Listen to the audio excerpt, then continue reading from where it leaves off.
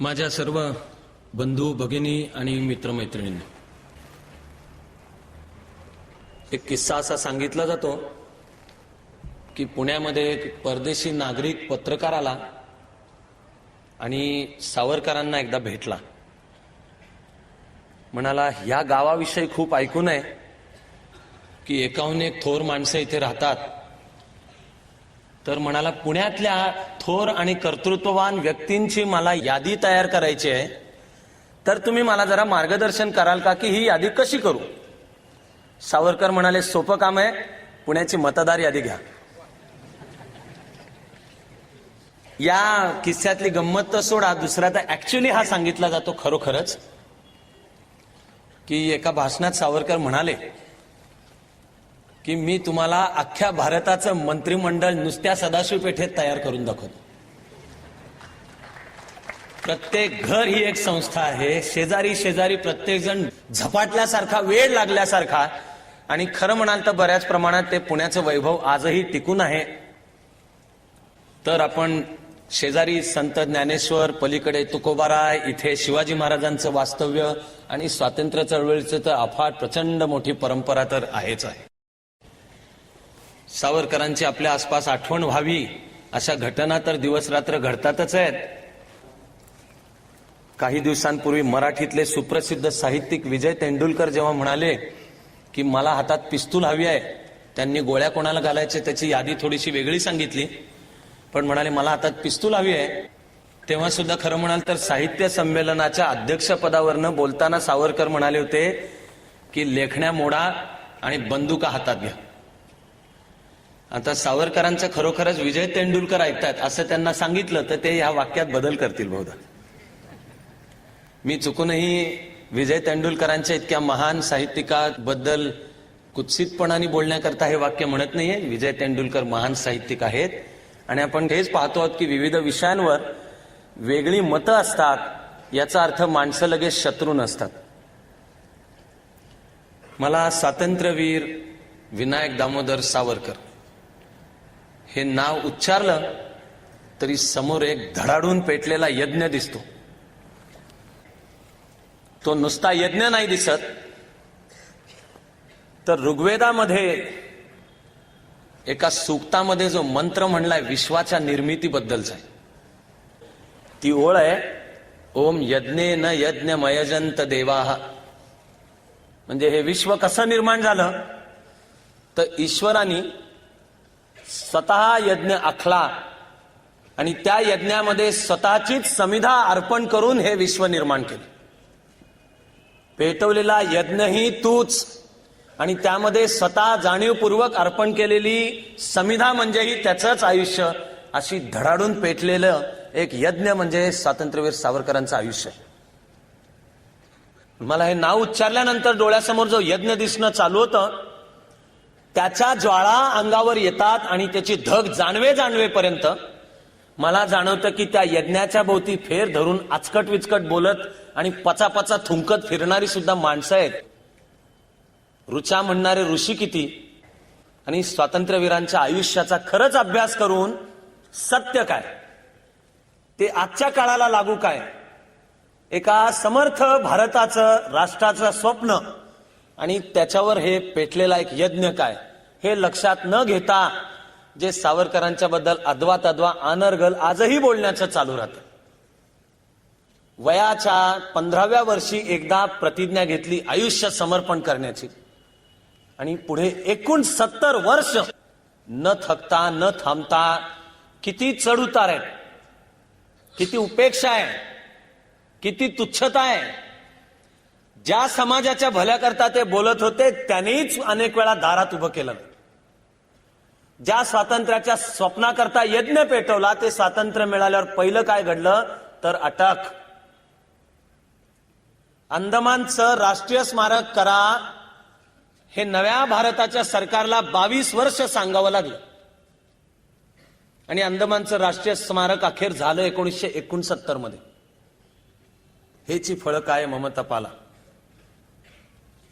स्वातंत्र्यवीर सावरकरांचं संसदेमध्ये तस्विरीचं अनावरण झालं तर अनेक जे वैचारिक दृष्ट्या विरोधक म्हणणारे त्यांचा अभ्यास नाहीये बरं का, त्यांना माहिती नाहीये सावरकरांनी खरंच काय मांडलं, काय बोलले ते. त्यांनी जाऊन राष्ट्रपतींची भेट घेतली. म्हणाले तुमच्या हस्ते अनावरण नको. भाग्य म्हणलं पाहिजे की संसदेमध्ये स्वातंत्र्यवीर सावरकरांच्या तस्वीरीचं अनावरण करायला त्यांनी नकार दिला नाही. इतर विरोधी पक्षांनी बहिष्कार टाकला.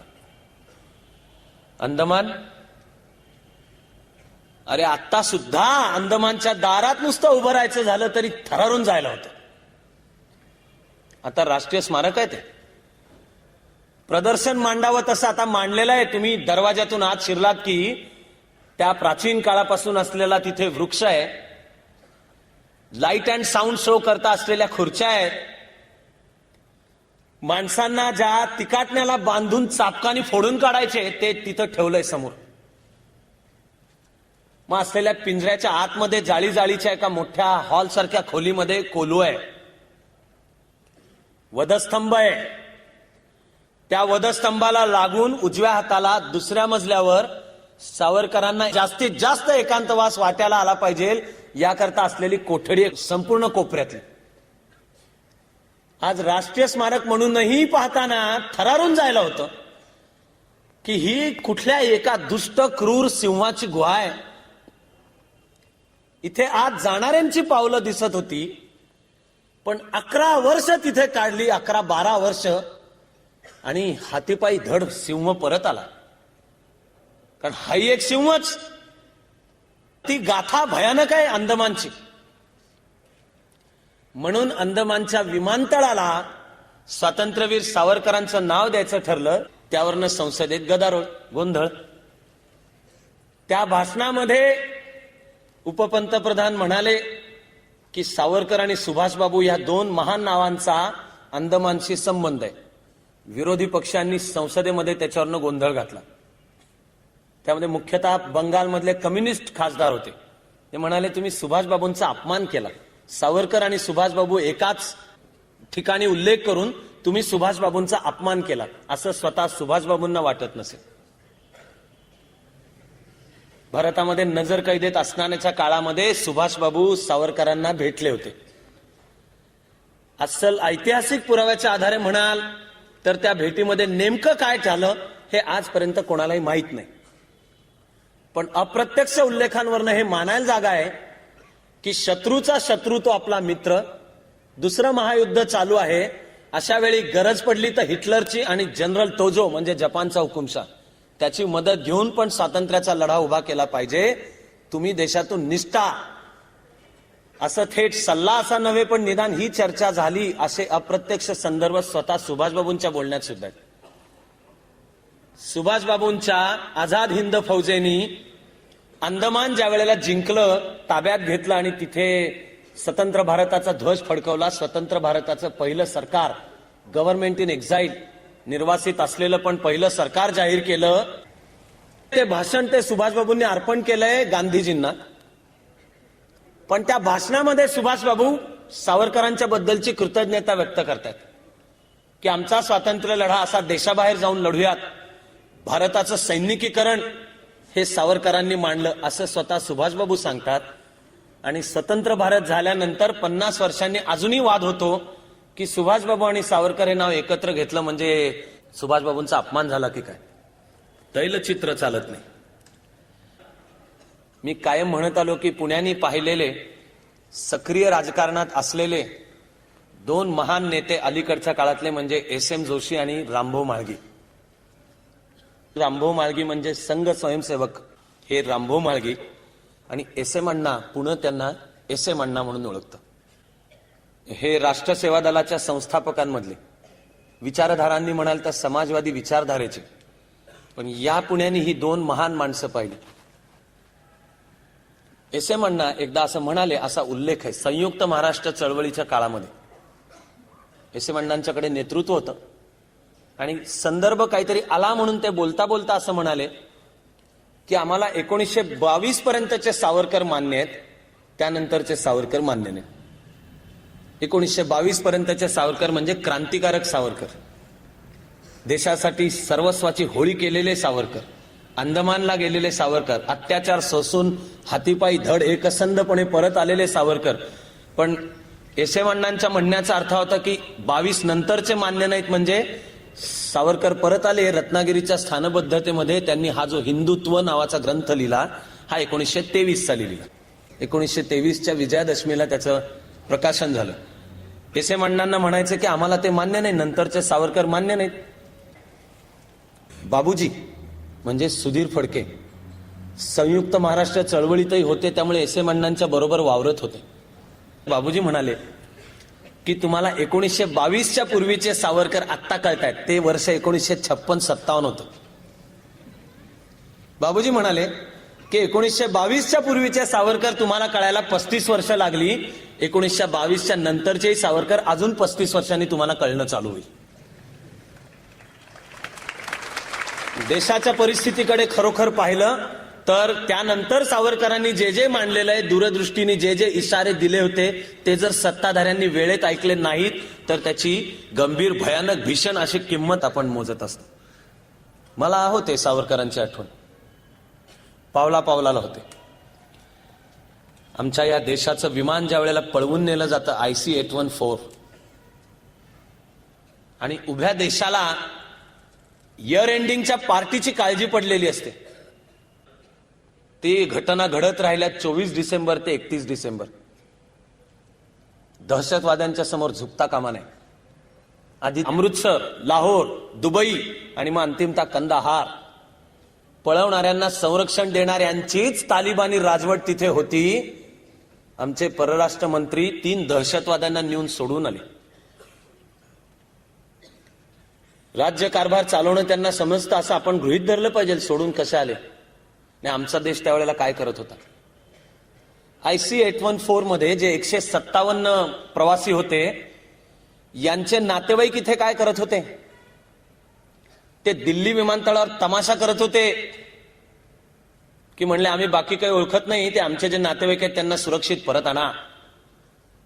आणि आमची माध्यमं तेवढीच दृश्य पडद्यावरून आणि हातात असलेल्या माध्यमातून जगाला दाखवत होते की प्रवाशांचं काय झालं याचा पत्ता नाही, गैरव्यवस्थापन बघा कसं आहे, आणि हे नागरिकांचा कसा तमाशा चालू आहे. ते आमचा देश पेटून उठला का हो?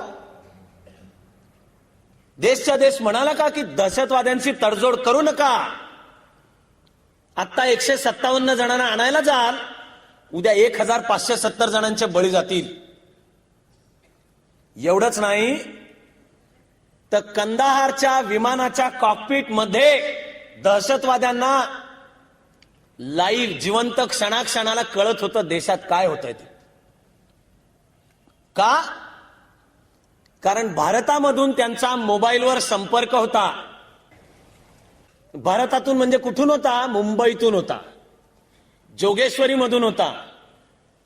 आम्हाला सांगितलं कोणी हे की अहो ते त्या दहशतवाद्यांची कॉकपिटमध्ये संपर्क आहेत, भारतातून इलेक्ट्रॉनिक सिग्नल्स त्यांचे येत आहेत, हे आम्हाला CIA सांगितलं. मग शोधाशोध चालू झाली. पण 3 दहशतवाद्यांना सोडल्यानंतर 2 दिवसांनी जोगेश्वरीच्या फ्लॅटमध्ये त्यांना मिनिटाला निरोप देणारे 4 जण सापडले. जोगेश्वरीचा फ्लॅट, ते 4 जण. आणि ज्या दहशतवाद्यांनी विमान पळवलं त्यांचे पासपोर्ट मुंबईच्या वरळी ऑफिसमध्ये तयार झाले होते. एका दिवशी एका माणसाचे एकच फोटो, 6 वेगळी नावं, पासपोर्ट सँक्शन करणारी ऑथॉरिटी एकच, खटाखट त्याचे शिक्के, एकाच दिवशी वरळीच्या पासपोर्ट ऑफिस मधून त्याचे पासपोर्ट संमत झालेले. का हो? आम्ही कोणी गेलो प्रामाणिकपणाने पासपोर्ट मागायला तर मिळेल का तुम्हाला वेळच्या वेळी? बाहेर दुकानदार फिरत असतात, पैसे टाक, तुझा पासपोर्ट उचल. ते होताना देश खड्ड्यात गेला. मला माझं स्विस बँकेमध्ये अकाउंट झालं, पुष्कळ झालं. कुठे आहे देशभक्ती? आणि कुठे आहे देश सगळा पेटून उठलेला की नका जाऊ शरण दहशतवाद्यांच्या समोर? कोणाला सोडलं आपण? त्यामध्ये मौलवी अझर मसूद, बाकीचे तो दोघं आहेतच आहेत. आता पुराव्यांनी हे दाखवून दिलंय की हे जे सोडले यांचा त्या वर्ल्ड ट्रेड सेंटरच्या घटनेमध्ये सुद्धा नियोजनामध्ये भाग होता. म्हटलं जाता जाता का विना आता तरी अमेरिकेला पटू द्या की दहशतवादाचा प्रश्न गंभीर आहे आणि पाकिस्तान त्या दहशतवादाला खतपाणी घालतं, त्यावेळपर्यंत दहशतवादाचे चटके भारताला बसत असले तर अमेरिका म्हणते दहशतवाद हा काय फार गंभीर प्रश्न नाही, पुरावे द्या मग ठरवू. वर्ल्ड ट्रेड सेंटर पडलं की मात्र पुराव्यांची वगैरे गरज नसते. आमच्या संसदेवर हल्ला होतो. स्वतंत्र भारताच्या इतिहासामध्ये लष्कराचं कधीही झालं नाही एवढं मोबिलायझेशन, एवढं लष्कर सीमेवर तैनात झालं. 1 वर्ष तैनात होतं. मी वाक्य जबाबदारीपूर्वक बोललेलो आहे. 1948चं युद्ध, 62चं चीनचं युद्ध, 65चं युद्ध, 71चं युद्ध, यात कधीही संपूर्ण लष्कर सीमेवर तैनात आहे अशी स्थिती नव्हती. ती स्थिती त्या 12-13 डिसेंबर 2001 ला संसदेवर हल्ला झाल्यानंतर झाली. दुसऱ्याचा द्वेष करावा नाही लागत, पण आम्ही एक स्वतंत्र समर्थ बलवान राष्ट्र व्हायची स्वप्न पाहिजे का नाही पाहिजे? का जगामध्ये जे राष्ट्रांचा समूह आहे त्यामध्ये एक दरिद्री राष्ट्र म्हणून राहायचं आम्ही? का बेसावत समाज? कोणीही राज्यकर्ते आणि कोणत्याही रंगाचे असू द्यात, त्यांना दोष देणं सोपं आहे बरं का. माझा प्रश्न आपल्या करताच आहे. आम्ही पेटून उठतो का? तिकडे कारगिलमध्ये युद्ध चालू असेल तर बरं आहे. भारतीय नागरिकाचा घास रोज आडतो ओठी, सैनिक हो तुमच्यासाठी, हे गायला बरं आहे. लढा तुम्ही तिकडे. IC-814 आणि कारगिल मी शेजारी शेजारी ठेवलेन. कारगिलच्या युद्धामध्ये मी होतो तिथे. पुणे किंवा माझ्या प्रवासांच्या मध्ये चर्चा करताना काही जणांना म्हणलो की जसं त्या विमानातल्या प्रवाशांच्या नातेवाईकांनी इथे तमाशा केला की आम्ही देशाची इज्जत, अब्रू, परराष्ट्र धोरण, दहशतवाद्यांची लढाबिडा काय ओळखत नाही, आमची माणसं सुरक्षित परत आणा, पडेल ती किंमत द्या. तसं कारगिलचं युद्ध सुरू झाल्यावर जर सैनिकांचे इथले नातेवाईक म्हणाले तर सातारा, सांगली, कोल्हापूर जिल्ह्यांच्या मधल्या घरटी एक माणूस सैन्यात असतो. ही घराची ते परंपरा गौरव म्हणून सांगतात, अभिमानाने सांगतात. ते जर म्हणायला लागले की जाऊ द्या ना, देऊन टाका ना तोलोलिंगचं शिखर, टायगर हिल देऊन टाका, काय पडलंय आणि कशाला आमच्या पोराबाळांनी त्याच्यामध्ये मरायचंय, त्यांना परत आणा. तर हा जो अक्कलवान होता तो म्हणाला तुम्ही आर्मीचं काय सांगताय, they are paid to die. तिथे लष्करात आहेत. मी त्याला म्हटलं तुला त्याच्यात तिप्पट पैसे देतो, तू जातो का तिथे? सावरकरांनी या सगळ्या वृत्तीला एक नाव दिलंय, ते नाव आहे मला काय त्याचे, मला काय त्याचे. अजूनही विषमता आहे. अजूनही घराघरांच्या मध्ये जर सुनांचे हुंडाबळी पडणार असले किंवा त्यांना आत्महत्या करावीशी वाटत असेल, मला काय त्याचे. रस्त्यावर अपघात झाला, कोणीतरी आचके देत पडलाय, मला काय त्याचे. आम्ही मजा बघायला फक्त असतो, मला काय त्याचे. आम्ही एक गर्दी आहोत, आम्ही एक खेकड्यांचा समाज आहोत का आम्ही एकात्मता असलेला राष्ट्र समूह आहोत? आम्हाला सावरकरांनी हे स्वप्न दिलं. आजपर्यंत ते जपून ठेवून काम करायचं असेल तर खरी स्वातंत्र्यवीर सावरकरांना असलेली आदरांजली, त्यांचं काम, ते विचार, त्यांचं सिंथेसिस आजच्या काळासाठी काय त्याच्यातलं आपल्याला घेऊन पुढे सरकायचं.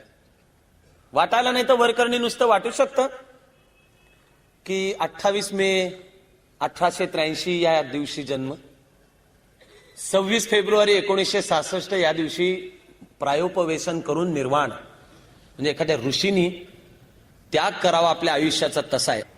महर्षी दधीची देव दानवांचं युद्ध चालू होतं आणि दानवांच्याकडची शस्त्रास्त्र जास्ती झाली, ते प्रबळ व्हायला लागले. मग देव या दधीची ऋषींना शरण आले. दधीचींनी तपश्चर्या करून प्राण सोडला आणि म्हणाले माझ्या हाडांच्या पासून शस्त्र तयार करा. ते इंद्राच्या हातातलं वज्र. मला प्रायोपवेशनाची कहाणी वाचताना दधीची ऋषींची आठवण होते. स्वातंत्र्यवीरांनी प्राण सोडला हा दधीची ऋषी सारखा सोडला. आम्हाला आजपर्यंत निदान सार्वजनिक जीवनात, निदान पॉप्युलर पातळीला सावरकरांची आणि सशस्त्र क्रांतिकारकांची स्वातंत्र्य चळवळीला असलेली जी भर आहे, योगदान आहे, ही मान्य करायचीच अनेकांची तयारी नसते. खरं म्हणजे गांधीजी स्वतः सुद्धा हे म्हणत नसत. गांधीजी त्यांच्या कार्यकर्त्यांना समजावून सांगत असत की आपल्यामुळे स्वातंत्र्य मिळालं असा गर्व बाळगू नका. स्वातंत्र्य मिळण्यामध्ये अनेकांचा वाटा आहे, पण तो अधिकृत इतिहासाच्या पाठ्यपुस्तकांना शाळा कॉलेजेसमधनं जे आपल्याला अमृत पाजलं जातं त्याच्यात परवानगी नसते. फार लांबचं कशाला मी तुम्हाला सांगू, एक गोष्ट ऐकून ठेवा. नागपूरला जन्मलेलं एक पोरग लोकमान्य टिळकांच्या विचारांनी भारलं. लोकमान्य 1906च्या आसपास एकदा असं म्हणाले होते की स्वातंत्र्याचा लढा जर देशात राहून लढता येत नसेल तर देशाबाहेर जा. या नागपूरच्या मुलाचं नाव पांडुरंग सदाशिव खानखोजे. ते लोकमान्यांच्या विचारांनी भारलं आणि वयाच्या 13व्या वर्षी त्यांनी ठरवलं की बस लोकमान्य सांगतायत त्याप्रमाणे आंदोलन करायचं. तो नागपूरहून पळून मुंबईला गेला. विना तिकीट एका जहाजावर घुसला. त्या जहाजाच्या डेकच्या खाली राहिला. जहाजावर कब्बशा विसळल्या. कॅप्टनचा मार खाल्ला. पण तो अमेरिकेमध्ये गेला. तिथून त्यांनी लढा संघटित केला. पहिल्या महायुद्धाच्या काळामध्ये गदर पार्टीचं आंदोलन म्हणून जे प्रसिद्ध आहे त्यामध्ये पांडुरंग सदाशिव खानखोजे यांचा सिंहाचा वाटा आहे ते संघटित करण्यामध्ये. त्यांच्यावर ब्रिटिश सरकारने अरेस्ट वॉरंट काढलं होतं. पुढे आमचा हा देश 1947 मध्ये स्वतंत्र झाला. डॉक्टर खानखोजे त्यावेळपर्यंत PhD झाले होते कृषी विषयामध्ये. 1948 मध्ये त्यांना आनंद वाटला की मी 1906 मध्ये जो देश सोडला आणि 42 वर्ष ज्या देशाच्या स्वातंत्र्याकरता लढलो तो देश आता स्वतंत्र झालाय, मी माझ्या देशात जातो. ते विमानाने दिल्ली विमानतळावर उतरले. स्वतंत्र भारताच्या सरकारने डॉक्टर खानखोजेंचं पहिलं स्वागत कसं केलंय तर त्यांना दिल्ली विमानतळावर अटक झाली. आणि अटक का झाली तर डॉक्टर खानखोजेंच्यावर ब्रिटिश काळातलं वॉरंट होतं.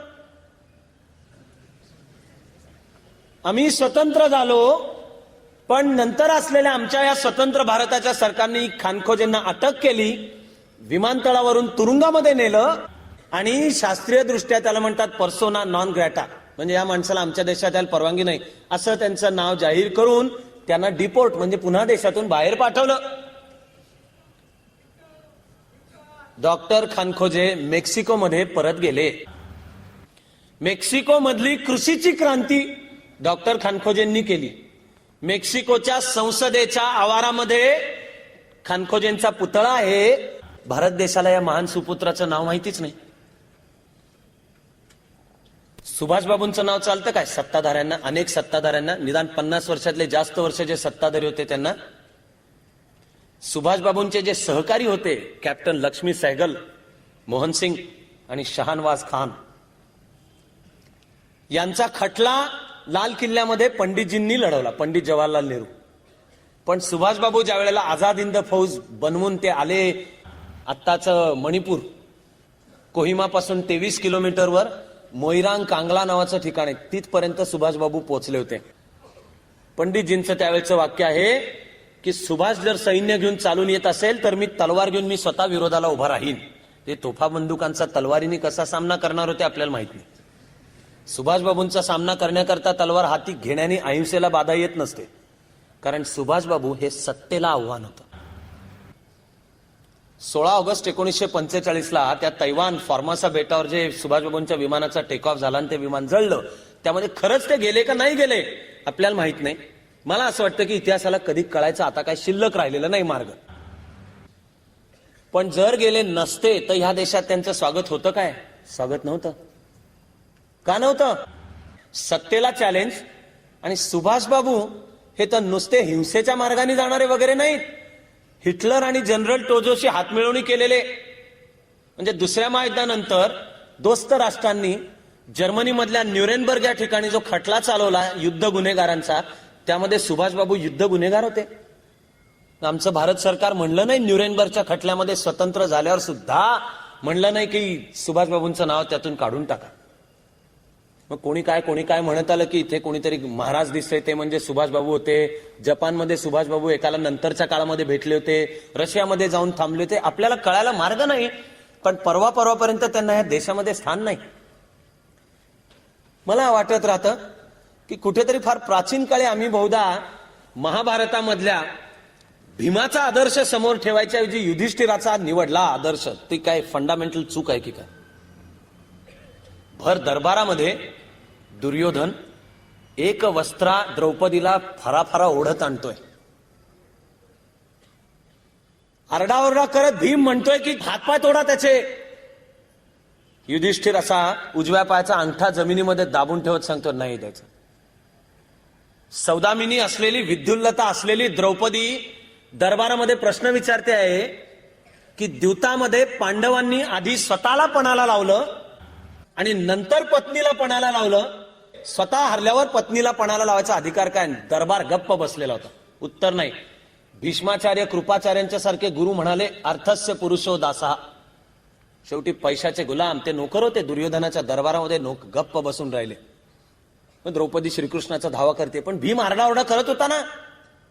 थोरल्या भावाचा अंगठा पाहतोय म्हणून भीमाला काही करता येईना, म्हणून तो ओरडतोय दुःशासनाला की तू ज्या हाताने पकडून द्रौपदीला आणलंस तो हात तुझा खांद्यापासून उखडून काढील. सुडाची प्रतिज्ञा आहे.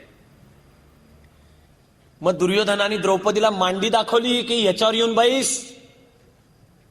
द्रौपदी धावा करते श्रीकृष्णाचा. हे जे नपुसकासारखे बनलेले निदान पाचातले चार, पण सगळ्यात पहिला ज्याच्या आदेशाकरची वाट पाहत आम्ही बाकीचे सगळे थांबलेले, ते बसलेले अंगठा दाबून. म्हणून तिचे केस पकडून फरा ओढत आणलेलं होतं. मग भीम प्रतिज्ञा घेतोय की जी मांडी दाखवलीस ती मांडी फोडून घटाघटा रक्त पिईल आणि त्या रक्ताने द्रौपदीची वेणी घालीन. युधिष्ठिर शांत, गप्प. त्याच वेळेला जर हात उखडले असते तर नंतरचं महाभारत युद्ध टळलं असतं का? त्या जर तरला इतिहासात स्थान नसतं. आम्ही आदर्श ठेवला संयम. संयम बरोबरच आहे बरं का, पण तो कुठे? स्वतः श्रीकृष्ण नंतर म्हणालेला आहे महाभारतामध्ये की मी जर दरबारात उपस्थित असतो तर मी तिथल्या तिथेच प्रश्न मिटवला असता. तो जरासंध, शिशुपाल जिथे जिथे आले तिथे तिथे त्यांनी मिटून दाखवले, पण आम्ही हे आदर्श घेतले. अलीकडच्या काळामध्ये एक पुस्तक कादंबरी वजा प्रसिद्ध झालंय. पुस्तकाचं नाव आहे थर्ड वर्ल्ड वॉर, तिसरं महायुद्ध. कोणीतरी थॉमस हक्सले वगैरे असा लेखक आहे. हा पेंटॅगॉन बरोबर काम करतो आणि ते करत असताना त्यांनी जगातल्या वर्तमान राजकारणाचा अभ्यास करून संभाव्य तिसरं महायुद्ध कसं होईल याचं चित्र रंगवलंय. जगातले मुस्लिम मूलतत्ववादी देश चीन आणि उत्तर कोरिया हे एकत्र येऊन कशा प्रकारे आधी दहशतवादी कारवाया त्यातून तिसरं महायुद्ध उद्भवेल, त्या या तिसऱ्या महायुद्धाच्या चित्रामध्ये भारत कुठे आहे? तर भारतावर अणुबॉम्ब पडतो असं त्यांनी त्या तिसऱ्या महायुद्धात दाखवले. दिल्लीवर अणुबॉम्ब पाकिस्तान टाकतं. पाकिस्तानची सत्ता ही लष्करशाहच्या हातनं जाते. पाकिस्तान मधले मूलतत्ववादी ती ताब्यात घेतात, त्यांच्या हातात अण्वस्त्र येतात आणि ते दिल्लीवर अण्वस्त्र. मला ते कादंबरीत वाचताना माझ्या जीवाची कालवाकाल होत होती. आणि त्यानंतर भारताचे पंतप्रधान काय करतायत तर संयुक्त राष्ट्रांकडे अपील करतायत की आमच्या देशाचं संरक्षण करा.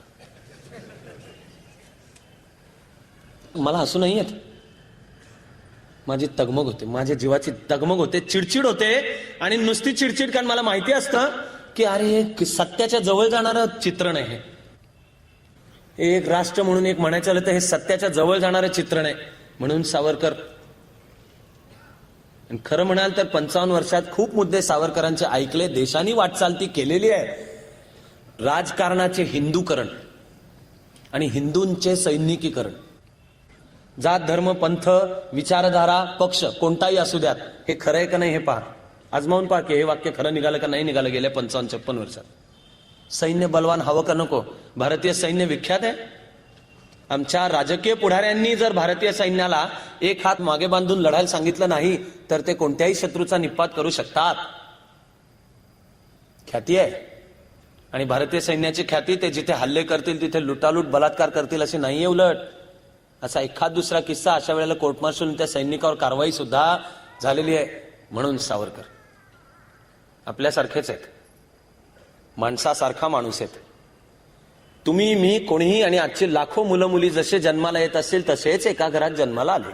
धार्मिक घराणं दामोदर पंत आणि राधाबाई.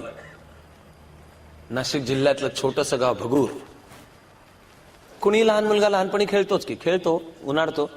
लहान मुलांनी खेळलंच पाहिजे, उन्हाळलंच पाहिजे. लहान मुलं ज्या दिवशी आळीमिळी गपचिळी करून बसू लागतील त्या दिवशी देशाचं भवितव्य गेलं कामातून म्हणून समजलं पाहिजे. हातामध्ये लाठ्या-काठ्या, डोंगरांवर धाव, नदीमध्ये डुंब, मंदिरामध्ये जा, शिवाजीचा आदर्श ठेवून किल्ले तयार कर, कोणी सगळी लहान मुलं करतात. सावरकरांच्याकडे ह्याच्या सहित होती प्रतिभा, वाचनाचा आवड. एक अरबस्तानचा इतिहास नावाचं छोटंसं पुस्तक वाचलं. त्याची शेवटची काही पानं गायब होती. तर या छोट्या विनायकनी कविता केली, इतिहासातल्या पानाचे मनोगत अशी कविता केली. वय काय असेल, 8, 9, 10च्या आसपास असेल. हरवलेल्या पानाचे मनोगत, त्या अरबस्तानच्या इतिहासावरचं पुस्तक होतं. प्रतिभाही असते. ह्याच्यापाशी होतं वक्तृत्व, असामान्य वक्तृत्व. वयाच्या 12व्या 13व्या वर्षी जिल्हा पातळीच्या कोणत्या तरी वक्तृत्व स्पर्धेमध्ये विनायकनी भाग घेतला. वक्तृत्व स्पर्धा होती खुली, त्यामुळे बाकीची मोठी मोठी माणसं, महाविद्यालयीन पातळीचे मोठे असे सुद्धा त्याच्यात बोलले. सावरकरांचं त्यावेळी सुद्धा अस्खलित वक्तृत्व इतकं असामान्य होतं की ज्या सभागृहामध्ये कार्यक्रम झाला त्यांनी छप्पर फाडेपर्यंत टाळ्या वाजवल्या, भारावलेले. भाषण संपल्यानंतर टाळ्या संपल्यावर अशी चिडीचिप्प शांतता. परीक्षकांनी जेव्हा निकाल लावला तेव्हा सावरकरांना पहिलंही नाही बक्षीस, दुसरंही नाही, तिसरंही नाही, उत्तेजनार्थ सुद्धा नाही, बक्षीसच नाही. सभागृहाला सुद्धा आश्चर्य वाटलं जरा. या लहान मुलाला ऐकून घ्यायची सवय नाही. गप्प बसून अन्याय सहन कर, असं अन्याय सहन करत मोठी झालेली माणसं जोपर्यंत लहान मुलांना सांगत नाहीत तोवर लहान मुलांच्या मध्ये अन्यायाशी टक्कर घेण्याची सहज वृत्ती असतेच. ऐकून नाही घ्यायचं. बर, सभागृहामध्ये विनायक उभा राहिला, म्हणाला मला तुम्ही का नाही बक्षीस दिलेलं पहिलं? तर परीक्षक म्हणाले की ही वक्तृत्वाची स्पर्धा होती, पाठांतराची नाही. तुझं भाषण चांगलंय पण तुझी भाषा इतकी असामान्य, इतकी प्रगल्भ आहे की ही 12-13 वर्षाच्या मुलाला शोभत नाही. ही तुझी भाषा नसेल. तुला कोणीतरी भाषण लिहून दिलं. कारण तेव्हापासून आजपर्यंत सगळ्यांची समजूत आहे की वक्तृत्व म्हणजे पाठांतर. आमच्या देशामधली एक समजूत आहे की चांगलं वक्तृत्व म्हणजे न अडखळता बोलता येणे. म्हणजे तुमचं वक्तृत्व फार छान आहे हो. गडा गडा गडा. किंवा शाळा पातळीला तर शिकवायचं असेल तर मुली शिक्षकच भाषण लिहून देतात. मुलाला सांगितलेलं असतं असा उभा राहा, अध्यक्ष महोदय आणि माझ्या बंधू भगिनींनो, फुल ना फुलाची पाकळी म्हणून मी 2 शब्द सांगतो, तो तुम्ही कृपया शांतपणे ऐकून घ्यावे, एवढे बोलून मी माझी. असंच शिकवण्याची पद्धत आहे. तुझा विचार कर, तुझ्या शब्दात मांड, तुझी जी उत्स्फूर्त अभिव्यक्ती आहे तसा बोल, हे सांगण्याची शिकवण्याची पद्धतच नाही. कारण सर्टिफिकेट मिळवायचं, बक्षीस मिळवायचं. तो कप घेऊन दात काढून फोटोवाले म्हणजे मोठे, खऱ्या गुणवत्तेला विचारताय कोण? त्यामुळे परीक्षकांची समजूतच की 12-13 वर्षाचं पोरग हे असलं असामान्य भाषण हे शक्यच नाही, याला कोणीतरी लिहून दिलेलं असणार भाषण. म्हणून परीक्षक म्हणाले की ही स्पर्धा वक्तृत्वाची आहे, पाठांतराची नाही, म्हणून तुला बक्षीस नाही. विनायक चिडला आणि त्यांनी भर सभागृहात सगळ्यांच्या समोर आव्हान दिलं की माझं भाषण मीच तयार केलं होतं, माझीच भाषा आहे. तुम्हाला शंका असेल तर मला आत्ताच्या आत्ता विषय द्या, मी तुम्हाला 3 ते 5 मिनिटात तयारी करून पुन्हा बोलतो. त्याला म्हणतात आयत्या वेळचा विषय. तो सगळ्या वक्तृत्व स्पर्धांमधला कंपल्सरी विषय असतो, एक्सटेम्पोर स्पीच. सावरकरांना खरंच तसं देण्यात आलं.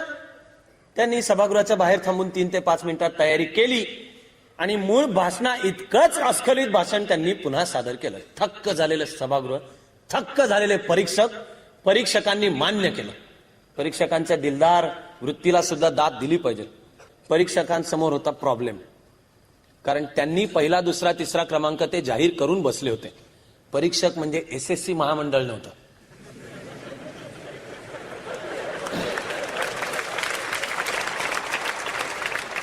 आदल्या दिवशी एक मुलगा पहिला म्हणून जाहीर आणि दुसरा मुलगा नापास म्हणून जाहीर. मग दुसऱ्या दिवशी घाबऱ्या म्हणाले अरे नाही नाही नाही, तो जो काल नापास म्हणून जाहीर झाला तो मुलगा पहिला आहे.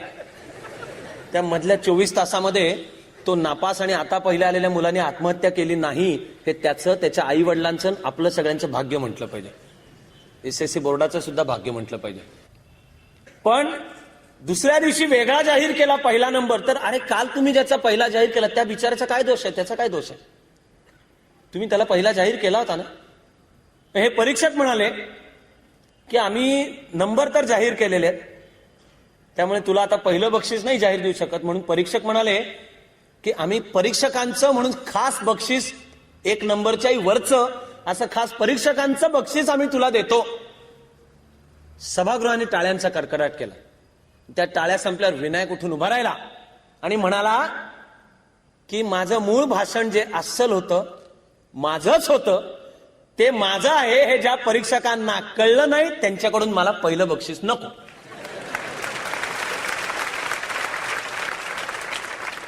वयाच्या 13व्या वर्षी घडलेल्या मला या एका प्रसंगात वाटतं की स्वातंत्र्यवीरांच्या सर्व आयुष्याचं एक प्रतीक जणू यात आहे. असामान्य कर्तृत्व, असामान्य गुणवत्ता, असामान्य शब्दकळा, असामान्य काम, पण त्याचं मूल्यांकन ज्यांनी करायचं किंवा ज्यांना नियतीनी, परिस्थितीनी, देशाने नेमलं त्यांना कळत नाही की हे असामान्य आहे. सावरकर भारतरत्न आहेत काय? नाही आहेत. भले भले होऊन गेले. त्यावेळी निवडणुकीच्या उंबरठ्यावर आता कोणाला भारतरत्न दिलं म्हणजे थोडीशे काही टक्के मतं त्या जात जमातीच्या आपल्या बाजूला वळायला मदत होईल असे विचारून सुद्धा देऊन झाले. सावरकरांना भारतरत्न तर सोडाच, संसदेमध्ये तस्वीर लावायची असेल तर वादविवाद होतो. खरं म्हणजे सावरकरांच्या वरनं 10 भारतरत्न ओवाळून टाकली तरी कमी पडतील असे स्वातंत्र्यवीर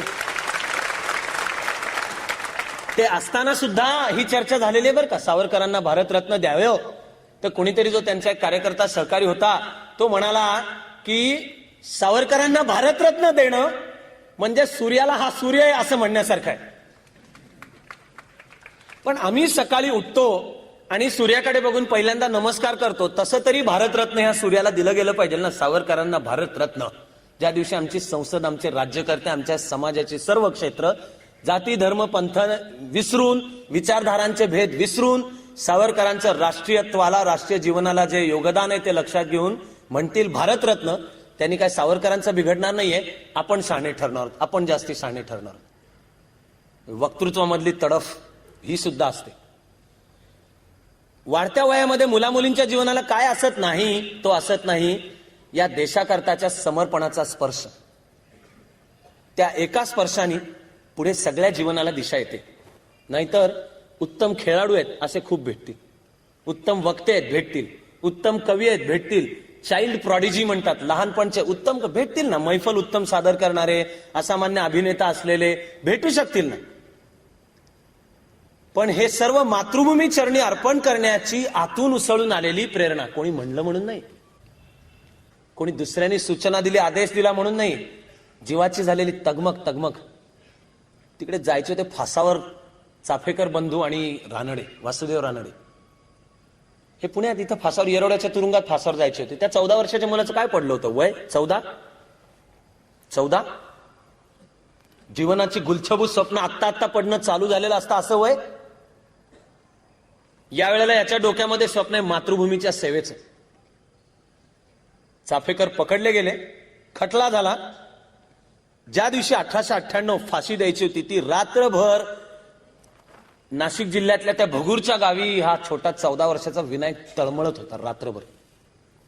चाफेकर बंधू लोकमान्यांच्या सांगण्यावरनं गणपतीचे मेळे चालू झाले होते ठिकठिकाणी. त्या मेळ्यांच्या मध्ये देशभक्तीपर गाणी म्हटली जायची. एक दिवस हे तिघ चाफेकर बंधू आणि रानडे यांनी लोकमान्यांच्या उपस्थितीमध्ये एक फटका सादर केला. फटका हा काव्य प्रकार आहे, ठसकेबाज आहे. तो फटका त्यांनी सादर केला. त्या फटक्यामध्ये या अर्थाच्या काही ओळी होत्या की आमचा सगळा देश नपुसक हिजडा कसा झालाय, अशा अर्थाच्या ओळी होत्या. लोकमान्य त्यावेळेपर्यंत पुणे महाराष्ट्राचे तर नेते बनलेलेच होते. मेळा संपला. सगळ्या तरुण पोरांना लोकमान्यांचं प्रशस्तीपत्र खावं असायचं. त्यामुळे दामोदरपंत आणि बाकीचे भाऊ आणि वासुदेव रानडे लोकमान्यांपाशी आले आणि त्यांनी लोकमान्यांना विचारलं की आमचा फटका कसा वाटला. तर कात्रत बसलेले लोकमान्य म्हणाले, चांगला वाटला, पण त्या फटक्यात ज्या प्रकारच्या माणसांचं वर्णन आहे तसेच तुम्ही दिसताय. आमचा देश नपुसक कसा झाला.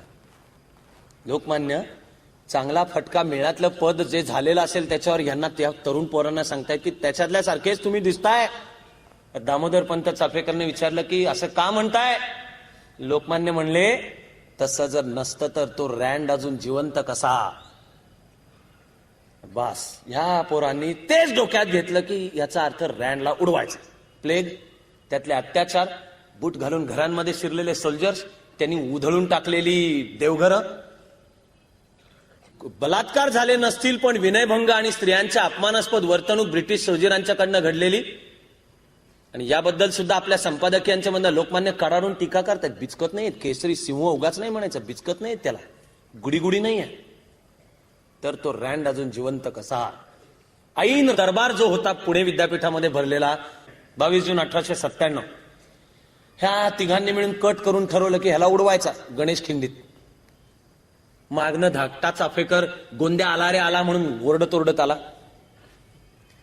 ज्या कॅनॉल पाशी हे लपून बसले होते तिथे मधल्या चाफेकरनी थोडीशी घाई करून एका चुकीच्या बग्गीमध्येच बॉम्ब टाकला. ते होते केनेडी नावाचा अधिकारी त्याच्यात होता, त्याची पत्नी वगैरे. फटाके आणि दारुगोळ्याचं आतषबाजी चालू होती त्यामुळे बॉम्ब वाजल्याचं कळलं नाही. ती बग्गी पुढे निघून गेली. दामोदर पंतांना अजून गोंद्या आला रे आला असा आवाज ऐकू येत होता. म्हणून दामोदर पंतांच्या लक्षात आलं की मूळ कामगिरी झालेली दिसत नाहीये.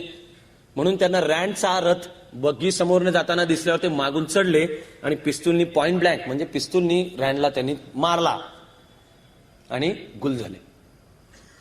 खळबळ पुण्यात. चाफेकर कुठे गेले? चाफेकर गेले हैदराबादच्या जवळच्या जंगलात. त्यांची सर्व व्यवस्था लोकमान्यांनी केली होती. आणि हैदराबादच्या जंगलात दामोदर पंत चाफेकर लपत होते. तिथे लोकमान्यांचे एक नातेवाईक आहेत महाजन म्हणून, ते डबा नेऊन पोचता करत असत रोज. आणि या कामावर एका हुशार ब्रिटिश ऑफिसरची नियुक्ती झाली. त्याचं नाव हेनरी ब्रुईन. हुशार होतं. सगळी ब्रिटिश राजसत्ता हुशार हे लक्षात घ्या. ती बिंडोक नव्हती, ती मठ्ठ नव्हती. जगावरून त्यांचा सूर्य मावळत नव्हता. ते हुशार होते, संघटित होते, समतापूर्ण समाज होता म्हणूनच होतं. राज्य कसं चालवावं याचं माहिती होतं. हा हेनरी ब्रुईन आला. त्याला शासनाचे सुद्धा आदेश होते की काही करून टिळकांना लटकवायचं. ह्याच्यामध्ये त्या मागावर होते. चाफेकर बंधू पळून गेल्यानंतर इथे पुण्यामध्ये अत्याचार तर आणखीनच वाढले. लोकमान्यांचे काय काय संपादक आहेत यावेळचे. एक आहे बॉम्बचा पंथ नावाचं संपादक आहे. आणि लोकमान्य सांगतायत त्याच्यात की तुम्ही माझा देश हा माझ्या हातातून बळकावून घेऊनच मिळवलेला आहे, तलवारीने मिळवलात. त्यावर आज राज्य करतायत तलवार आणि बळानी. मला जर शक्य झालं तर तलवार आणि बळानी तुम्हाला इथून काढून टाकायचा मला अधिकार आहे, असं संपादकीय लोकमान्य लिहित आहे. चाफेकर बंधू पळून गेले हे पुणेकरांनी केलं असं कळल्यानंतर पुण्यातल्या जनतेवरचे अत्याचार वाढले. तेव्हाची 2 सुप्रसिद्ध संपादक आहेत. आपल्याला माहिती असतात, पण आज आपल्याला ते सलीम जावेदचे डायलॉग वाटतात फक्त. सरकारचे डोके ठिकाणावर आहे काय आणि राज्य करणे म्हणजे सूड घेणे नव्हे. संपादकीयांना लोकमान्यांनी किती शाश्वत नावं देऊन ठेवली हो. स्वतंत्र देशातल्या 56व्या वर्षी सुद्धा आता सुद्धा शोभतील अशी ही संपादकीयांची नावं आहे. स्वतंत्र झाल्यानंतर 56 वर्षांनंतर एवढंच म्हणायला जागा आहे की आम्ही काळाबरोबर काही शिकलोच नाही. 56 वर्ष झाली असून आम्ही जर म्हणत असलो सरकारचे डोके ठिकाणावर आहे काय, म्हणजे आम्हाला अजूनही वाटतं की सरकारला डोकं असतं. राज्य करणे म्हणजे सूड घेणे नव्हे. खरंच आहे, राज्य करणे म्हणजे सूड घेणे नव्हे. अधिकार कसा वापरायचा, डिस्क्रिशन म्हणतात, संयमाने. व्यक्तिगत सूड घेणे नव्हे हे लोकमान्य मांडतायत. तिकडे चाफेकरांना मदत करतायत. ब्रुईंनी शोधकार्य केलं. यथावकाश चाफेकर पकडले गेले. ते यथावकाश म्हणजे यथावकाश नाही पकडले गेले. खुन्या मुरलीधराच्या पाशी राहणारं जे एक घर होतं द्रविड म्हणून, बंधू दोघं भाऊ, बक्षीस लावलं होतं. हेनरी ब्रुईंनी पारितोषिक जाहीर केलं होतं. त्यामुळे त्यांनी जाऊन सांगितलं. चाफेकर बंधू पकडले गेले. हे धाकटा चाफेकर तो पकडला गेला नंतर तो आणि वासुदेव रानडे यांना कळलं की द्रविड बंधूंनी हे केलं. तर ते त्या खुन्या मुरलीधराच्या घरापाशी एका रात्री गेले. खालनं हाक मारली. द्रविड बंधूंना सांगितलं की तुम्हाला पोलीस चौकीवर बोलवलंय. त्यांना घेऊन बाहेर पडले आणि त्यांना उडवला. चाफेकरांचा जो वाडा आहे त्याच्या अक्षरशः एक गल्ली पलीकडे म्हणजे खुन्या मुरलीधराचा वाडा. पुण्यामध्ये ज्याला शहाणपणाने वावरायचं असेल त्याला पावला पावलावर त्याला प्रेरणा देईल, जगायला ताकद देईल अशा गोष्टी आहेत. तुम्हाला त्या पावला पावलावर जगायला आणि कर्तृत्वाला प्रेरणा देणारं घ्यायचंय का तुम्हाला डिस्को आणि बार आणि मसाज पार्लर्स घ्यायचे, हा निर्णय तुमचा आहे, तुम्ही ठरवायचा. ज्या सावरकरांनी केलेल्या पहिल्या होळीचं उदाहरण आपण ऐकणार आहोत. विदेशी कपड्यांची पुलाच्या पलीकडे. आता त्याच्या स्मारकावरून वाद चालू आहे कोणाच्या हस्ते करायचं. पण विदेशी कपड्यांची पेटवलेली पहिली होळी द्रविड बंधूंना उडवलं आणि ते पोलीस चौकीत गेले दोघे की आम्ही त्याला मारलाय, आता आम्हाला पकडा. खटला झाला, व्हायचाच होता. दोषी ठरले, फासावर जायचे होते. चाफेकर बंधूंना विचारण्यात आलं तुमची शेवटची इच्छा सांगा. ते म्हणाले लोकमान्यांना भेटायचं. ब्रिटिश सरकारला वाटलं ह्या संधीची आपण वाटच पाहतो की भेट झाली, शेवटचं काहीतरी बोलले तर ते ज्यामुळे लोकमान्यांना आपल्याला गुंतवता येईल असं काहीतरी तर बोलतील, पुरावा पाहिजे. लोकमान्य, गांधीजी, पुढे येतील अशा अनेक किस्से आणि गोष्टी ऐकत असताना मी विद्यार्थी म्हणून अभ्यास करताना जेव्हा जेव्हा हे वाचतो ना की एखाद्या माणसाला अटक करण्यासाठी पुरावा मिळण्याकरता ब्रिटिश सरकार टपून असेल, त्यावेळेला मी मनातल्या मनात एका डोळ्याने हसतो एका डोळ्याने रडतो. कारण अटक करायला कारण लागतो. हे कोणत्या काळात जगतो आपण? आम्ही आज जिल्ह्याच्या एखाद्या कलेक्टरला विचाराव, आपण सांग कोणाला अटक करायचे, अटक करू, कलम कोणत्या लावायचं नंतर बघू, पुरावे बिरावे ते सुद्धा नंतर बघू. कायद्याने प्रशासकीय अधिकाऱ्यांना इतके अधिकार देऊन ठेवलेले आहेत की रस्त्याने चाललेली राष्ट्रपतींचा जो कॉन्व्हॉय असेल तो सुद्धा मी मोटर व्हेकल ऍक्ट खाली पकडू शकतो की नाही. ते राष्ट्रपतीच्या गाडीची जी नंबर प्लेट आहे ती थोडी अशी तिरकी आणि त्याच्यावर धुळीचे 4 कण बसलेले होते, म्हणून कलम 156 ब चं उपकलम 3 चं पोटकलम क अन्वये आपणावर खटला का भरण्यात येऊ नये असे 7 दिवसात कळवावे, न कळवण्यास आपल्याला काही म्हणायचे नाही असे समजून पुढील कारवाई करण्यात येईल वगैरे. कारण हवंय, पण पुरावा मिळाल्याशिवाय पकडायचं नाही. याचं नाव आहे sense of justice and fair play. की हातात सत्ता आहे पण म्हणून त्या सत्तेचा वाटेल तसा वापर करून चालणार नाही. हातातली सत्ता न्यायबुद्धीने वापरली पाहिजे.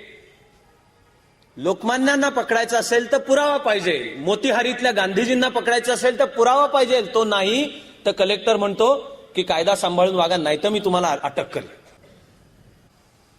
लोकमान्य आणि चाफेकर बंधूंची भेट ठरली. कशी झाली ही भेट? लोकमान्य हातात भगवद्गीता घेऊन आले. एक चकार शब्द एकमेकाशी कोणी बोलले नाही. लोकमान्यांनी चाफेकर बंधू आणि वासुदेव रानडे यांच्या हातात भगवद्गीतेची प्रत ठेवली. दुसऱ्या दिवशी पहाटे ती प्रत घेऊन हे 4 जण फासावर लटकले. त्या रात्री 14 वर्षाचा विनायक भगुरला असा तळमळत तळमळत जागा होता.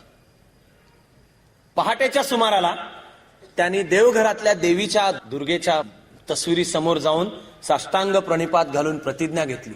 मायभूमीच्या स्वातंत्र्यासाठी सशस्त्र क्रांतीचा केतू उभा करून मारिता मारिता मरे तो झुंजेल. वय वर्ष 14. सन आहे 1898. आणि एकदा यज्ञ पेटला तो 26 फेब्रुवारी 1966 पर्यंत अखंड तो यज्ञ चालू होता. किती चढ उतार आहेत, किती यश अपयश आहे. रूढार्थाने यशापेक्षा अपयश जास्ती आहे, रूढार्थाने चढापेक्षा उतार जास्ती आहे, उपेक्षा आहे, अवहेलना आहे, लोकापवाद आहे, खोटे आरोप आहेत. तेव्हा आहेत आणि ते आज 40 वर्ष आता होतील लवकर 3 वर्षामध्ये तरी अजूनपर्यंत चालू आहेत. थकले का सावरकर? थकले. कधी थांबावसं वाट? थकले. सावरकरांना अंदमानमध्ये आत्महत्या सुद्धा करावीशी वाटली, पण मग सावरकर अंदमानमध्ये म्हणाले की आपल्या मनात आत्महत्येचा विचार आला याचा अर्थ संकल्पाचं बळ कमी पडलं. माझ्या वयाच्या 14व्या वर्षी ती जी एकदा प्रतिज्ञा घेतली सशस्त्र क्रांतीचा केतू उभा करून मायभूमीच्या स्वातंत्र्यासाठी मारिता मारिता मरे तो झुंजेन, ते कुठं गेलं बळ? अंदमानच्या 11 वर्षात बळ कोणी दिलं? हातीपायी धड परत आल्यानंतर सुद्धा इंग्रज सरकारच्या अटी स्वीकारून पण मग लेखन, भाषाशुद्धी, विज्ञाननिष्ठा, जात्युच्छेदक निबंध, समाज परिवर्तनाची चळवळ, पतित पावन मंदिर, हळदी कुंकू कार्यक्रम, कुठून आली प्रेरणा? केवढं उत्तुंग कर्तृत्व आहे, कुठून आलं हे सगळं? मग पुरेसे इशारे दिलेले असूनही शत्रूशी पत्करलेली शरणागतीन हा देश फुटला. अखंड भारताचं पाहिलेलं स्वप्न ठिकऱ्या ठिकऱ्या झालं. तरी मिळालेला 2/3 भारत हातात घ्या एवढा सुद्धा गेल्या 1500 वर्षात कधी नव्हता, असं म्हणत सिंधू सूक्त सांगण्याची प्रेरणा. बर तरी अटक, दंगल, मुंबईमध्ये सावरकर सदनावर हल्ला, धाकटे बंधू नारायणराव सावरकर यांना मागल्या दारांनी जीव वाचवण्यासाठी पळून जावं लागलं. याची फळं काय ममतापाला? सावरकरांना अटक. निर्दोष सिद्ध झाले म्हणून सरकारचा आणि सरकारी पातळीचा आकस नाही संपला. निर्दोष सिद्ध झाल्यावर पुन्हा एकदा अटक झाली, पुन्हा तुरुंग. यावेळपर्यंत प्रकृती खंगलेली, एक हार्ट अटॅक येऊन गेलेला. तरीही राज्यघटना बनते तेव्हा हिंदी राष्ट्रभाषा, भारत हा लोकशाही देश, रिपब्लिक असावा, एका व्यक्तीला एक मत, मुस्लिम समाजालाही मतदानाचा अधिकार आहे, ही मांडणी ही हिंदू महासभेची आहे, सावरकरांची आहे. विष पेरणारे खोटं आणि चुकीचं आपल्याला सांगतात ते हे कधीच आपल्याला सांगत नाहीत की खऱ्या हिंदुत्वाची मांडणी म्हणजे सावरकरांना अभिप्रेत असलेलं हिंदुत्व काय होतं. अपप्रचार, आणि तो आजपर्यंत सुद्धा चालू असतो. बळ कुठून येतं? बळ येतं वयाच्या 14व्या वर्षी घेतलेली एक प्रतिज्ञा. मग पुण्यात आले शिकायला. पुण्यामध्ये लोकमान्यांच्या रूपाने हा नरसिंह होता. त्यांनी सावरकरांच्या मधलं तेज हेरलं. सावरकर फर्ग्युसन कॉलेजमध्ये होते. त्या काळी फर्ग्युसन कॉलेजमध्ये असे विद्यार्थी असत.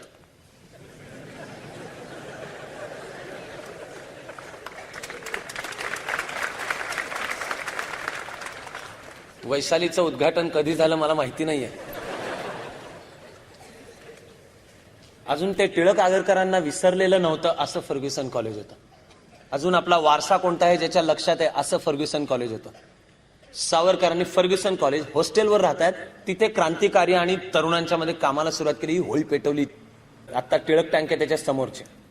विदेशी कपड्यांच्या पहिल्या ज्या 2 होळ्या पेटल्या त्या एक इथे आणि दुसरी रास्ता पेठेमध्ये. चतुसूत्री आली. लोकमान्यांनी जहाल राजकीय कार्यक्रमाचा आग्रह धरला. तरुणांच्या गळ्यातलं ताईत लोकमान्य म्हणजे त्याग, तपस्या, अभ्यास, व्यासंग, जीवन झोकून दिलेलं लोकमान्य तरुणांच्या गळ्यातले ताईत. सर्व जाती धर्म पंथाच्या तरुणांच्या गळ्यातले ताईत. सावरकरांनी इथे पहिली होळी पेटवली. फर्ग्युसनचे प्राचार्य होते रँगलर परांजपे. असामान्य माणूस, असामान्य बुद्धिमत्ता असलेली व्यक्ती, पण राजकीय विचार लोकमान्यांच्या विरुद्ध, मवाळ गटाचे. त्यामुळे रँगलर परांजपेंनी सावरकरांना दंड ठोठवला. काहीतरी 15-20 रुपये असेल. दंड ठोठवला. दंड ठोठवल्या तर त्या माणसांनी सावरकरांनी मान खाली घालून सर माझं चुकलं म्हणावं ना. दंड ठोठवला तर हॉस्टेलमधल्या मुलांनी अशी एक उलटी टोपी ठेवून सावरकर दंड फंड म्हणून गोळा केला कॉलेजमध्ये आणि नेऊन दिला. सावरकरांच्या वागण्यात काही फरक पडत नाही म्हणल्यानंतर रँगलर परांजपेंनी सावरकरांना रस्टिकेट केलं कॉलेजमध्ये. त्यावेळेला लोकमान्यांनी केसरीमध्ये एक संपादकीय लिहिलं. केसरीतल्या संपादकीयाचं शीर्षक आहे, हे आमचे गुरुच नव्हेत.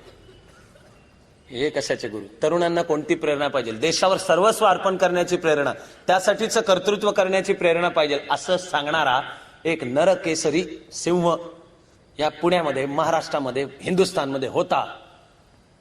त्यांचं मार्गदर्शन सावरकरांना लाभलं. उच्च शिक्षणासाठी जायचं होतं लंडनला. लोकमान्यांनी लंडनमध्ये थांबून काम करणाऱ्या श्यामजी कृष्ण वर्मांच्या करता चिठ्ठी दिली.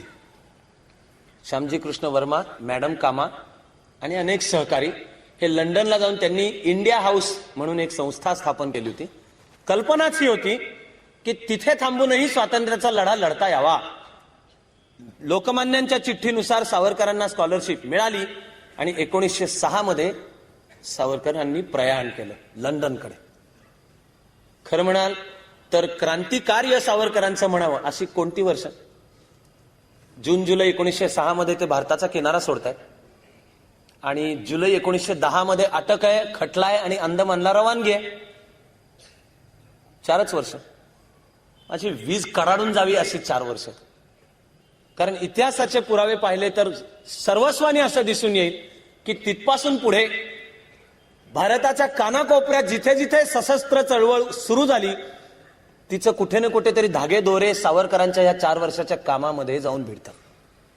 लंडनमध्ये सावरकरांचे जे सहकारी होते यांची नुसती यादी जरी पाहिली तरी ते भारताच्या सर्व जाती धर्म पंथांचे, भारताच्या सर्व भागातले, दक्षिणेतले, उत्तरेतले, पंजाब मधले, तमिळनाडूतले हिंदू मुस्लिम सगळे आपल्याला त्याच्यामध्ये दिसून येतात. MPT आचार्य म्हणून एक तमिळ माणूस, कीर्तिकरांचं नाव पुढे एक गोष्ट सांगण्याच्या संदर्भामध्ये येणार आहे तिथे येईल. पण डॉक्टर राजन म्हणून होते, दक्षिण भारतीय माणूस. नंतर मध्य प्रदेशचे जे मुख्यमंत्री झाले असे रविशंकर शुक्ला हे सावरकरांशी संपर्कात आणि क्रांती कार्यामध्ये सुरुवातीच्या काळात होते. उल्हासकर दत्त ज्याची पुढे अंदमानमध्ये सावरकरांची भेट झाली ना, आपण त्याची कहाणी ऐकणार आहोत. त्याचा भाऊ सुखसागर दत्त सावरकरांच्या बरोबर लंडनमध्ये कामाला होता. सुप्रसिद्ध आणि ज्यांचं नाव आपण विसरू शकत नाही आणि महाराष्ट्राविना राष्ट्र गाडा न चाले असं म्हणणारे सेनापती बापट हे सावरकरांचे त्यावेळचे सहकारी होते. सिकंदर हयात खान ज्यांना पुढे सर ही पदवी मिळाली आणि नंतर ते पंजाबचे मुख्यमंत्री सुद्धा, ते सावरकरांचे त्या काळातले मित्र, सहकारी, लंडनमध्ये एकत्र बरोबर. अशी तर सर्व नावं अनेक येतील. पण यांच्यामध्ये होता एक पंजाबी, गोरा पान, लाल सुटूक ओठ असलेला, अत्तराचे फाये लावून सुटाबुटामध्ये फिरणारा, केसाचा भांग असा मधनं पाडून केस दोन्ही बाजूला करत स्टाईल मिरवत फिरणारा छैल छबेला मदनलाल धिंगरा. तो या आगीच्या सहवासामध्ये आला, तो पण पेटला, उजळून निघाला आणि तो पण पेटला. एका बैठकीमध्ये काहीतरी चर्चा चालू होती आणि क्रांतिकार्य वगैरे. तर धिंगरा त्या बैठकीत होता, काहीतरी बोलला, कोणतरी त्याची टिंगल करणारं बोललं. टिंगल करणारं बोललं त्या अर्थी तो जो बोलला तो सदाशिव पेठेतला असावा असं मानायला हरकत नाही. पण तो टिंगल करणारा म्हणला, हे तू कसलं क्रांतिकार्याचं बोलणार आहे, तुझे आरशात बघितलं का अशा टाईपचं काहीतरी, कसले तुझे बघ, तुझे ओठ बघ, तुझ्या अंगावरचा अत्तर बघ, तुझ्या त्याने जमणार आहे काय काय. मदनलाल धिंगरांनी ज्योत पेटवली आणि असं त्याच्यावर हात धरला. म्हणला तुम्ही सांगेपर्यंत हात काढणार नाही. कातडी जळली, असं चरचरा माणसाची कातडी जळली, पण ह्यानी हात नाही ते नाहीच काढला. सावरकरांनी सांगितलं, मग यांनी हात बाजूला काढला. तो दागिना म्हणून मिरवत होता. हे देशभक्तीचं सर्टिफिकेट, आणि हे पूर्ण सर्टिफिकेट नाहीये, देशभक्तीसाठी क्वालिफाय झाल्याचं सर्टिफिकेट आहे. त्या मदनलाल धिंगराच्या मनामध्ये निर्माण झाली हौतात्म्याची प्रेरणा. त्यांनी सावरकरांना सुद्धा एकदा विचारलं की हौतात्म्याची प्रेरणा ज्याच्या मनात होईल त्यांनी काय करावं. सावरकरांना अंदाज नव्हता की तो कशाबद्दल आणि कोणाबद्दल बोलतोय. सावरकरांनी सांगितलं की तर त्याने हौतात्म्य पत्करावं. चर्चेमध्ये कर्झन वायलीचं नाव आलं होतं. कर्झन वायली वंगभंगाच्या काळामध्ये लॉर्ड कर्झनचा सहकारी, बंगालचा जो पूर्व भाग त्याच्यामधला तो लॉर्ड कर्झनच्या हाताखाली काम करणारा अधिकारी होता. वंगभंगाच्या काळात या कर्झन वायलीनी पूर्व बंगालच्या भागामध्ये जाऊन मुसलमानांच्या वेगळ्या सभा घेऊन कर्झनच्या सूचनेनुसार कर्झन वायलीनी पूर्व बंगालमधल्या मुस्लिम समाजाला उचकवायचा प्रयत्न केला होता. ते तुमचे हितसंबंध हिंदूंच्या हितसंबंधांपेक्षा वेगळे आहेत. तो कर्झन वायली. मदनलाल धिंगरांनी निवड केली ह्या कर्झन वायलीची आणि 1909 इम्पिरियल थिएटर मध्ये लंडन मधल्या हा कर्झन वायली नाटक पाहायला आला होता. पहिल्या रांगेत बसलेला. मदनलाल धिंगरा त्याच्यापर्यंत चालत गेला आणि अशा जवळजवळ पॉइंट ब्लँक त्याला गोळी घातली आणि पिस्तूल तिथेच टाकून थांबला. तो तसाच. थिएटर रिकामं झालं, लोक पळून गेले. मदनलाल धिंगरा जिथे होता तिथे तसाच थांबला. मग ब्रिटिश सोल्जरांनी त्याला पकडलं. मदनलाल धिंगरांनी स्वतःचा बचाव सुद्धा करायचा प्रयत्न केलेला नाही. कोर्टामध्ये मदनलाल धिंगरांनी सुमारे 5 मिनिटांचं एक स्टेटमेंट वाचून दाखवले फक्त. ते स्टेटमेंट, ते विधान जे आहे मदनलाल धिंगराचं, ते या अर्थाचं आहे की तुम्ही माझा देश सक्तीने बळकावलात, मला तोफा आणि बॉम्ब घेऊन माझ्या देशाच्या स्वातंत्र्यासाठी लढण्याचा पूर्ण हक्क आहे. हे जे त्याचं विधान आहे, स्टेटमेंट, ह्याची शब्द रचना, ड्राफ्टिंग सावरकरांचं असावं असा ब्रिटिश सरकारला शेवटपर्यंत संशय होता. आणि त्याची जर भाषा शैली पाहिली तर असं मानायला जागा आहे. पण इतिहासामध्ये कुठे 100% पुरावा नाहीये की हे सावरकरांनीच हे लिहिलेलं होतं. विचार निश्चित सावरकरांचे, भाषा शैली सुद्धा सावरकरांची, पण शेवटी होतं गुप्त कार्य. त्याची गुप्तता सांभाळणं आवश्यक होतं. ते क्रांतिकार्य एकीकडे चालू होतं. पुस्तकांच्या मध्ये पिस्तुलीच्या आकाराचं असं कागद कापून त्याच्यात पिस्तूल, पुस्तकाचं कव्हर मात्र चार्ल्स डिकन्सची एखादी कादंबरी, पिकविक पेपर्स, डेव्हिड कॉपरफिल्ड, अशी कादंबऱ्यांची काहीतरी मुखपृष्ठ, अशी मुखपृष्ठ वेगळं आणि आतला मजकूर वेगळा, अशी फसगत तुमची अनेकांची सुद्धा झालेली असणार आहे. पण ती 4 चौघात सांगावी अशी नसते. सावरकरांनी हे पुस्तकांच्या मधनं लपून, त्यावेळी एक्सरे वगैरे नव्हते भारतामध्ये, त्या पिस्तुली पाठवल्या ठिकठिकाणी छापखाने. त्याच वेळेला सावरकर 1857चं स्वातंत्र्य समर हा ग्रंथ लिहित होते. मॅझिनीचं चरित्र त्या काळामध्ये लिहिलं. मदनलाल धिंगरावरचा खटला उभा राहिला. त्यांनी स्टेटमेंट वाचून दाखवलं. तो हसत हसत फासावर गेला. मदनलाल धिंगरा स्वातंत्र्य सैनिक आहे असं कोण म्हणलं? स्वतः मदनलाल धिंगरा नाही सांगत आहे, केवळ लोकमान्य टिळक नाही सांगत आहे. मदनलाल धिंगरा स्वातंत्र्य सैनिक आहे असं विन्स्टन चर्चिल म्हणाला. त्यावेळेला त्या काळात ब्रिटिश संसदेमध्ये चर्चिल संसद सदस्य होता. संसदेत विन्स्टन चर्चिल म्हणला की त्यांनी केलं ते काही चूक नाही. हाती असलेल्या सर्व साधनांनी त्याच्या देशाच्या स्वातंत्र्याकरता लढण्याचा त्याला अधिकार आहे. परकी राज्यकर्ता तो सुद्धा या सशस्त्र क्रांतिकारकांना स्वातंत्र्य सैनिक म्हणतो. अंदमानचं राष्ट्रीय स्मारक करायला स्वतंत्र देशात 22 वर्ष लागली. राज्यकर्त्यांना सांगायला की देशाच्या स्वातंत्र्यामध्ये सशस्त्र सैनिकांचा सुद्धा वाटा आहे, सशस्त्र चळवळीचा वाटा आहे, हे अधिकृत पातळीवर आमच्याच स्वतंत्र देशाचे राज्यकर्ते यांना पटवून घ्यायला त्यांना वेळ लागला. चर्चिल म्हणत होता. मला तर चर्चिल एक द्रष्टा पुरुषच वाटतो. विन्स्टन चर्चिल हा काय भारताचा मित्र नव्हता बरं का. तो भारताच्या स्वातंत्र्याच्या विरोधी होता. तो भारताच्या स्वातंत्र्याच्या विरोधी का होता? कारण चर्चिलचं म्हणणं होतं की स्वतःचं राज्य स्वतः चालवायला भारतीय नालायक आहेत, भारतीयांची लायकी नाही असं त्याचं म्हणणं होतं. आणि चर्चिल त्याही वेळी संसदेत सांगतोय की त्या देशाची अजून तयारी झालेली नाहीये स्वराज्य, स्वतःचं राज्य स्वतः चालवाल. चर्चिल म्हणालाय की तुम्ही भारतीयांना पुरेशी परिपक्वता आल्याशिवाय जर त्यांच्या हातात राज्य दिलं तर 25 वर्षाच्या आत हा देश चोर दरोडेखोरांच्या हातात जाईल. चर्चिलचे शब्द होते, जे कायदा खिशात घालतात असे बूटलेगर्स. मूळ इंग्लिश मधल्या चर्चिलच्या वाक्यातला शब्द आहे बूटलेगर्स. आमच्या देशाने गेल्या 55 वर्षामध्ये चर्चिलला विवेकानंदांच्या पेक्षा महान द्रष्टापुरुष ठरवलं.